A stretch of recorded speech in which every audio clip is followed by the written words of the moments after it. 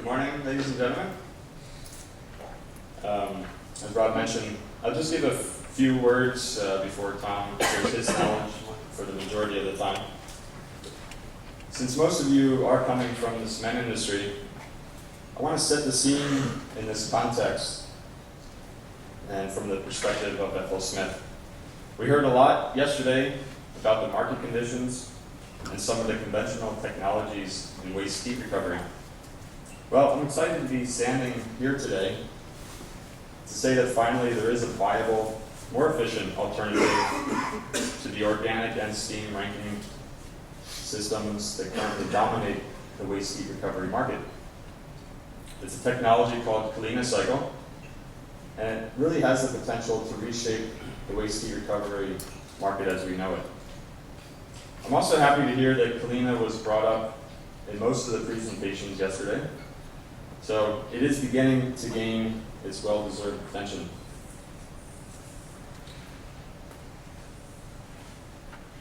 I have closely studied the waste heat recovery market for several years.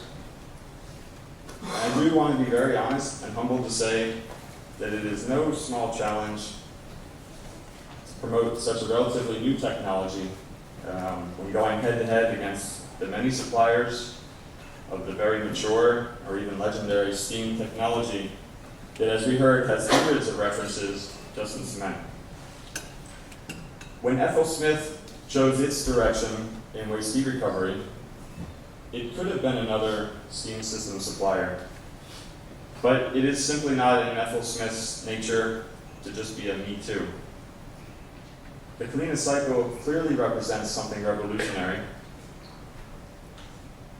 and it is a perfect fit within FLSmidth's portfolio of efficiency-leading solutions in cement, which is exactly what attracted FLSmidth to this technology in the first place. Because of the threat that Kalina has brought to mainstream technologies, of course we are questioned on the technology to the finest detail, and we will accept this while we continue to build our list of references. But where does Kalina come from, and how did FLSmidth get involved? A small company called Recurrent Engineering, with the parent company Wasabi Energy, is the owner of the Kalina Cycle technology and know-how. And it has control of over 120 international patents associated with the proprietary technology.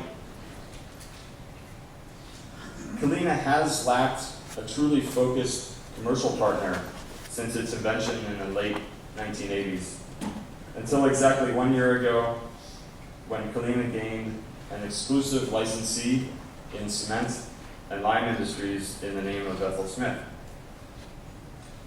Basically, this is a fully proven technology that has just been waiting for its full potential to be released. And for sure, with the building portfolio of active licensees today working with Kalina, you will see more Kalina systems come online in the near future.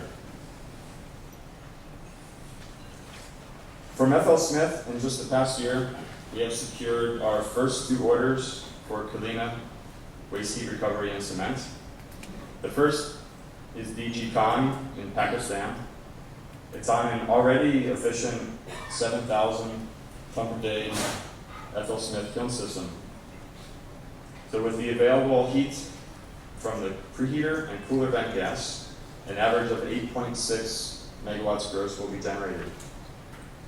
This is about 13% higher than a steam system could generate under the same conditions. More recently, Star Cement in the United Arab Emirates contracted a nearly 5 megawatt Kalina plant. Here, only the cooler vent gases are utilized since the 6-stage preheater lacks sufficient heat to generate any appreciable power. And now we see, in this case, a 25% improvement over conventional technologies. We really have great respect for DG Khan and now Star Cement for taking the lead in integrating the innovative Kalina Cycle waste heat recovery system into their plants. And they are clearly ensuring their future with an economical and sustainable cement production facility. Is Kalina going to be the right system for all your plants? We certainly don't expect so. But certainly the potential benefits of utilizing Kalina technology should be considered and reviewed. Kalina has no size limitation. It efficiently covers the full range of temperatures found in cement kiln systems, and has the greatest flexibility for off-design conditions.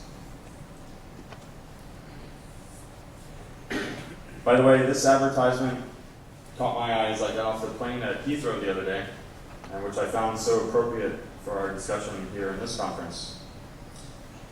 So now I will hand it over to Tom, who will share in more detail some of the experiences gained in Kalina performance over the many years through research and several operational plants. Okay, thank you, Kevin. I should just say something about our other co-author here, Mark Mirolli, who's known for many years, and he is the man who really has worked tirelessly to commercialize Kalina, and most of what we've achieved has been due to his energy and enthusiasm. Now,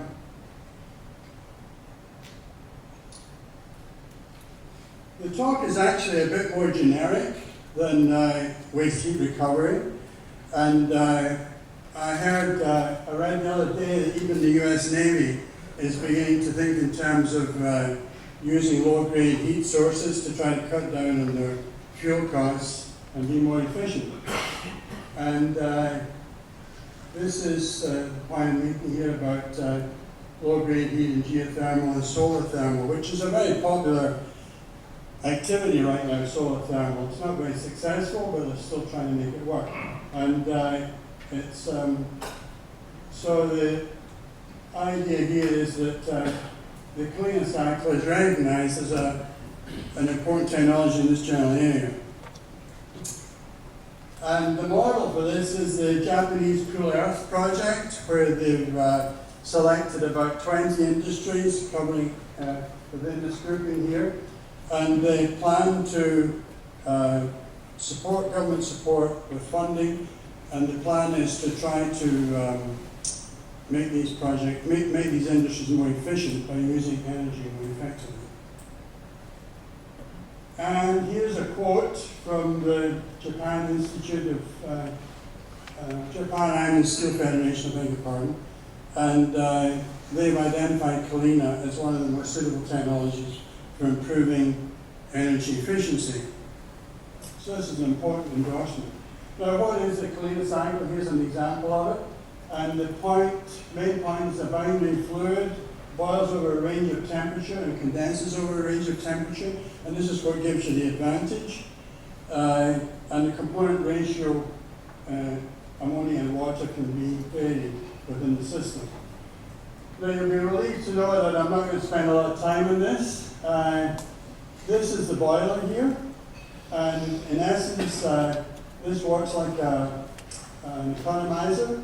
And then at point 62, I should mention that the colors represent composition changes. The colors represent specific compositions. The numbers are all heat calculations, heat balances.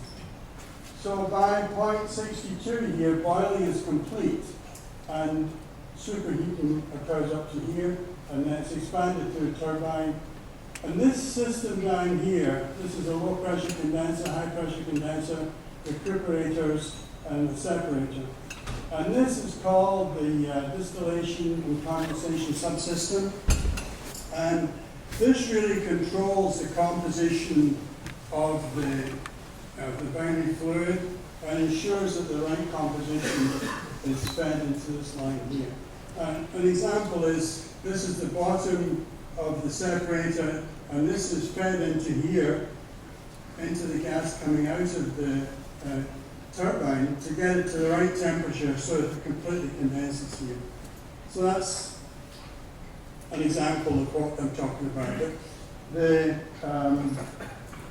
the key thing is this system here, distillation and condensation subsystem. And here's another instance of what we're talking about. This gap here represents lost work. And because we've got a binary system, it tracks very closely to the heat source. So you have a source and sink which are very closely matched. And you minimize this gap, so you minimize the amount of lost work. If you were going to do isothermal boiling, for example, you would take your way over here. So that's the fundamental advantage of the binary fluid. And you know, enhanced efficiency is up to about 50% of plane. I'll show you some more of that. So here's examples of processes and the kind of efficiency gain you might expect to get. And the important thing to note is that the efficiency gain is greater at the lower temperatures. So these are the heat sources that have been used for commercial and demo units: nuclear waste heat, waste incineration, and solar thermal. So all these varying sources have operated successfully either in demo plants or in commercial units. And here is an example of some of the units that are running. The first one is, well, are running or have run. The first one is Canoga Park, which was the original demo built on a Department of Defense site in the hills south of Los Angeles. And this operated for about 7 years and was run as a test bed. So we did a lot of experiments to check the validity of the modeling, and also we did materials exposure. And that led the way to the other applications. This is waste incineration. This is also a demo unit run in Japan with input from MITI in terms of funding. And these are all commercial units that have been built and are running. This here, this one, was Shanghai Expo 2 years ago. And it was all demo. You can see this is only 50 kilowatts. But the idea was that solar panels on the roof of the pavilion, and the power was generated from this little system to power the units in the pavilion. Now, this is an example of the Audit Fuji oil, and this is run with, I mean, it sounds a bit rich to say 100% availability, you know, but in actual fact, apparently that's true. That between scheduled outages, it runs with 100% availability. And that's the heat source temperature, only 118 C, generates 3.5 megawatts. So this is the kind of capability and the kind of project that you can expect to succeed with Kalina. Now, most of my interest has been in the materials, and I just want to mention some of the materials that are used in these systems. Here, the recuperators and condensers. These are all made of what they call hybrid heat exchangers. I'm sure you're familiar with it, but it's they're all 300 series austenitics. I'm trying not to say cement because I'm sure you've all had cement. Stick to your teeth with hearing about cement. So anyway, here there's a C word here because for larger units, there's no reason why you can't use low alloy steels like you would in any other application. And of course, the piping is mild steel. So in other words, this is for heat exchangers and so on. And the message is that there's no difference here from the material you use in a regular Rankine cycle.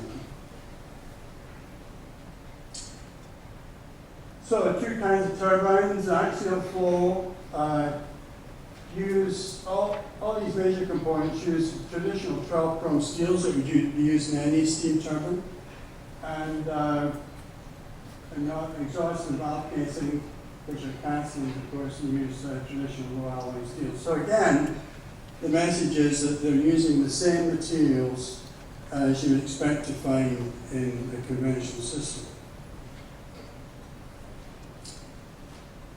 And there's also been a radial flow turbine used, and in this case it's a GE unit. They use nitride 60, which is a wear-resistant material. Don't ask me why they use that, but that's what's used. And also we have an expander wheel, which is in titanium alloy. But remember, this is GE, so they use these fancy things. And the expander is CF8, which is just a cast type T47. And again, there's nothing special about this because it sounds as though it's a bit exotic to have the titanium alloy in this application, but that's what GE does. And these are standard alloys used in the machine, in the turbine that was supplied for this system. Now, just as you would with any Rankine system, you've got to be conscious of the need to control water quality. So you do the normal things, demineralize to soften and get rid of all the ions, deaerate to get rid of oxygen and other gaseous species, CO2 for example. But the thing that's made fairly straightforward for you is that there's the control of the pH, because the ammonia water system gives a pH of about 10. So that's what you would struggle to get with additions, hydrazine and so on, in a Rankine cycle plant. So, in other words, there's nothing special about control of water quality. You just have to do it as you would do in a Rankine cycle system. And you have the advantage that you don't have to worry about the pH. So the high pH encourages passivation and growth of protected magnetite, as you all know. The only snag is that the kinetics are probably slow at the low temperatures we're talking about in the Kalina Cycle system, around about 100 to 150 C. But this is black magnetite formed in the turbine inlet of a Kalina Cycle system. So, the fact that you've got high pH and low oxygen minimizes any risk of corrosion. And what we're really looking at here is just degradation mechanisms that might occur in this type of system. And again, it doesn't look any different the way you see in a Rankine system. Now, one thing we did worry about when we were using the Canoga Park facility, because the fluid temperature there was over 500 centigrade. And if you're working at a high enough temperature, you can have nitriding of the steel in the major components. And this is just an example of some of the work we did in the lab. 3 different pressures, no real effective pressure. This was at 565 degrees C. And you can see there's an increase in hardness about first 200 microns. This was after 1,000 hours of operation. So there's no question that nitriding will occur, and but this temperature is 565. And we dropped the temperature down as low as we were interested in at that time, and temperature at 450 and below, there was no evidence of any nitriding.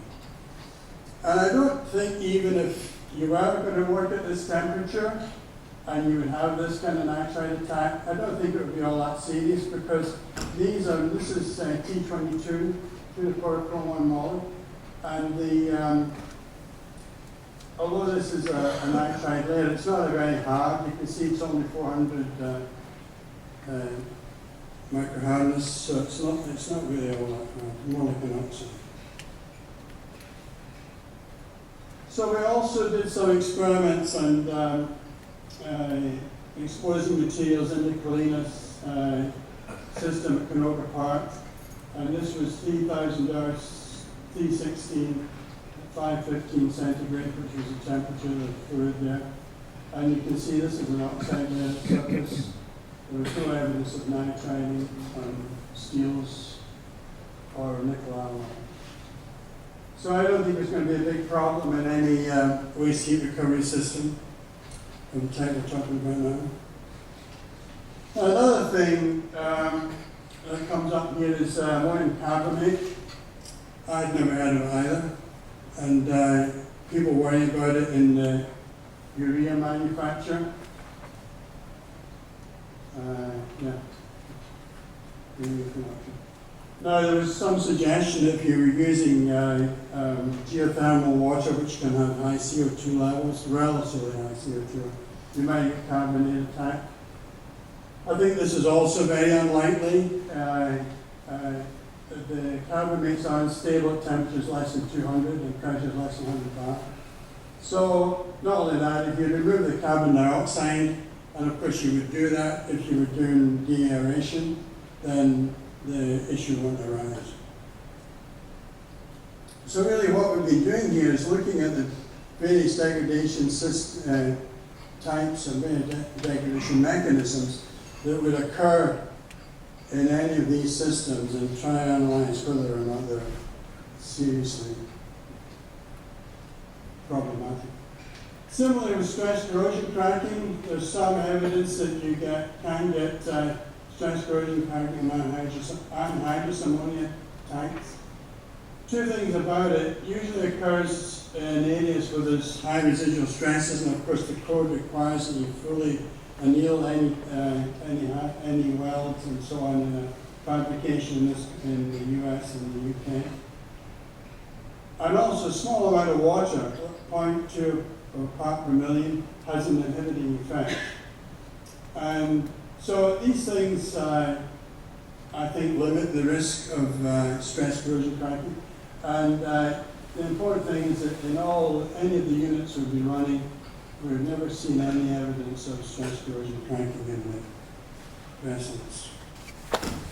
And of course, the lower temperature and the high pH help you out here. Well, we've done a lot of background work in support of the Kalina system. Materials work is fairly extensive, and now we have systems operating worldwide, from generating power from various low-grade heat sources. And the materials, as I've just shown you, are typical of those that would be used in the Rankine cycle system. High pH and low oxygen help you out, and the low temperature, of course. If I still don't think there'd be any real risk in going up to a temperature of 565. But it is important to treat the plant like any other power generation system, and this is particularly true in the case of controlling water quality. And as we just heard, there's some interest in cement plants. So that will be very relieved to do that. That's it. Thank you. Thank you, Mr. Chair.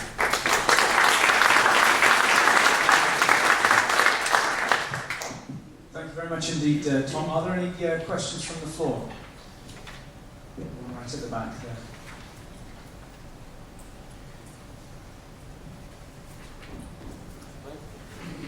Hello, sir. Thank you for your presentation. Sorry, give us your name and company, please. My name is Li Hao from Sinoma Energy Conservation Limited. Thank you for your presentation. I have two questions. The first question is for the cement industry. How is your overall efficiency of your system? The second question is for the cement industry. I think you should please mention what's the investment per megawatt, the total investment, the unit investment per megawatt. Thank you. The first one, I mean, there isn't a unit running yet, so it's hard to answer that. But the first part of your question is that we'd expect something like a 15 to 20% gain in efficiency. And you asked about the megawatt level. Is that what your second part? Cost per megawatt. Cost per megawatt. Maybe I'll answer. Yeah. I want to stress that we have to be careful to not generalize about cost per megawatt. I mean, just yesterday we heard ranges of 2 to 7 million per megawatt. So I actually don't even want to take that discussion. But other than to say a true, what we say, apples to apples comparison of Kalina versus other technologies we know we can be competitive on a per megawatt basis, but there are so many factors involved.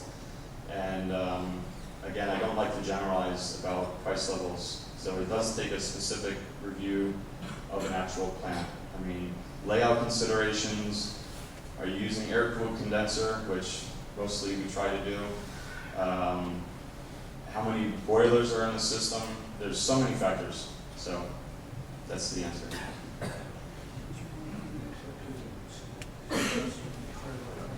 I have a very quick question, and this question is to both of you, possibly to Kevin most of all. And this is, why would anybody choose this system over an ORC system? Sorry, let me add in. Given that these are cement producers and not power producers, and they, as was mentioned yesterday, they want to do what is their core, which is cement production, and this is a more complicated system, apparently. Well, I'm not really sure that it is more complicated, but you get a bigger gain. I mean, it's more, bigger increase in efficiency. Do you get a bigger gain for each dollar invested? That's the critical question. Well, I don't know how many dollars you have to invest. I think that comes back to what Kevin said earlier on. You know, there's no simple apples to apples comparison for these things. But I'll just add, I mean, FLSmidth is a supplier of equipment and services for the cement industry, and that is our focus. So when we look at waste heat recovery system, we want it to be, it is fully integrated into the kiln system without impact to the existing operations, because clinker is king. So, and you know, as Tom said, there's not, you need, in any case, you need people with power plant experience for a steam system, for an ORC system. Kalina is no different. Any other questions? Peter? May I start? Thierry Guignard from Holcim, Switzerland. I have two questions, rather technical. The first one is about the ammonia solutions that we are using. What is the typical concentration in ammonia? And is this liquid complicated to handle? Do you have a special requirement from the health and safety point of view? And the second question is, are you flexible in partial load operation?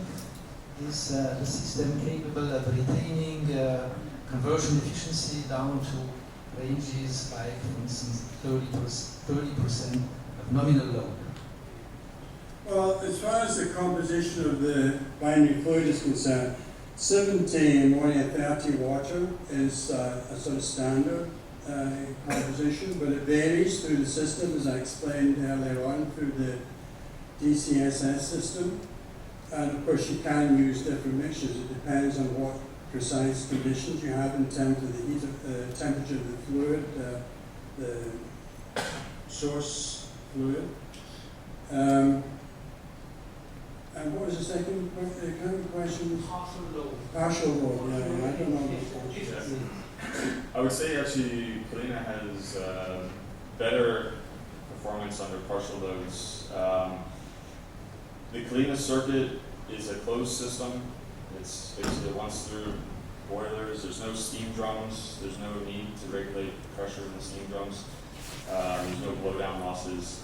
And in fact, the one operating reference at Fujoil works under a batch process, and we can see by the power generated its immediate response, plus minus 25% immediate like that. So it's very, very fast response, and I would say much quicker than a steam system. And also the turn down capability is quite high, going down to 25% of design should not be an issue. And the other part of your question was the health and safety implications of. Oh yeah, that's right. Yeah, yeah. And you know, ammonia is used in agriculture and all over the place. So I don't think there are any special things to worry about. As Kevin says, a closed system. In fact, one of the German plants that I mentioned there in the list in the table was actually supported by the German government because it was seen as a benign environmental issue. They had no problem. And you know, the original Canoga Park was licensed in California. Other questions? Give us your name and company again, please. My name is Joe Bayashi. I'm from Kawasaki Heavy Industries. I really appreciate your fantastic presentation about the technology. It really smells high-tech from the presentation. And actually, Kawasaki and Cinema are also kind of competitor for Kalina Cycle. But my question is, looks like your reference list, Fukuoka, Sumitomo Metal, and Fuji Oil should be the one done by Ebara, not by you. Ebara. And as one engineer, I'm very curious about technology of Kalina since like 20 years ago. And Ebara was doing already started the Kalina cycle like 20 years ago or 15 years ago. And I know what they have been done, and result is not so excellent like your presentation. And my question is, how do you expect, what is different from what's been done by Ebara so far? Thank you. Are you asking what's happened to what Ebara did? Is that your question?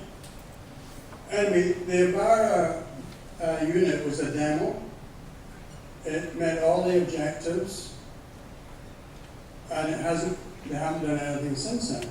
But you know, there's an exact parallel with, I used to work for ABB. We had a Kalina license. We worked on Kalina for 3 years or more. Everything was going extremely well. And then there was a change at the top. We had problems with other parts of the business.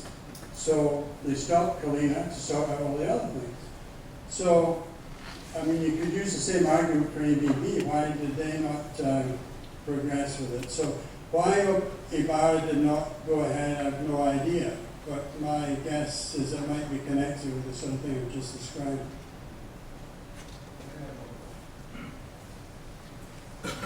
Talking about the kind of comparison between two technologies, somebody said it should need a kind of up-to-WAP comparison. And your reference from Star Cement was opened very recently, and I checked on the website, and we did a very similar calculation from steam ranking cycle and came to like 5,000 kilowatt with a very sophisticated triple pressure system. That's why I would say what you claim here is quite right, and you made the right calculation, but we need an apple-to-apple comparison for each project. That's my opinion. Yeah, super. I think you bring up a very good point, and we fully acknowledge steam can get very fancy, and you can double pressure, or even more pressure. You can take mid-cooler tapping and maybe even closer to the recuperation zone. But now you're really obviously getting much more expensive on your steam system, but also beginning to impact the kiln performance. Whereas at Star Cement, we have very simple. We take it actually after the cooler vent filter. So it's in clean gas, relatively clean gas. It's off to the side. There's no interference with the existing cooler at all. So the layout is very simple, and it operates under clean gas. I think that it is correct that it would be great to have an apples-to-apples comparison. No question. It would be very interesting as well. The real issue is, could you do one? And would we all believe it? Any other questions, please? Okay, I think the proof of the pudding for everyone involved in the waste heat recovery industry is going to be how DG Khan and Star Cement units perform, and I think everybody will be very interested indeed to see the numbers that come out of those. And maybe you can come back next year and give us some indications. We'd all like to see those numbers, I'm sure. Anyway, let's join together to thank both of our presenters. Thank you very much.